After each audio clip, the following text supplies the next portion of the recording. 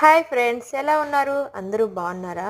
మేము సత్యనారాయణ వ్రతం చేసుకున్నాం. సత్యనారాయణ వ్రతంలో ముందు వాళ్ళు అవి ఇస్తారు. మనం కొబ్బరికాయలు, అరటిపళ్ళు అవన్నీ మనం తీసుకువెళ్ళాలి.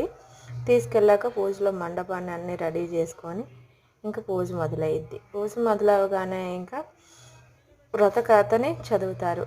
5 అధ్యాయాలు అయిపోయాక మనం పూజలో పెట్టుకున్న కొబ్బరికాయల్ని అటువైపు కొట్టమని చెప్తారు. అవి కొట్టి 3 ముక్కలు తెచ్చి అక్కడ దేవుడి దగ్గర ప్రసాదంగా పెట్టాలి, నైవేద్యంగా. వాళ్ళు అన్నవరం ప్రసాదాన్ని ఇస్తారు.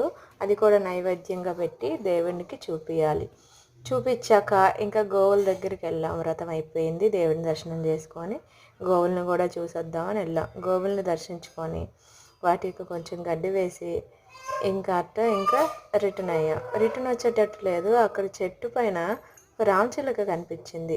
వావ్, ఎంత బాగుందో కదా. ఈ వీడియో నచ్చితే లైక్, షేర్, సబ్స్క్రైబ్.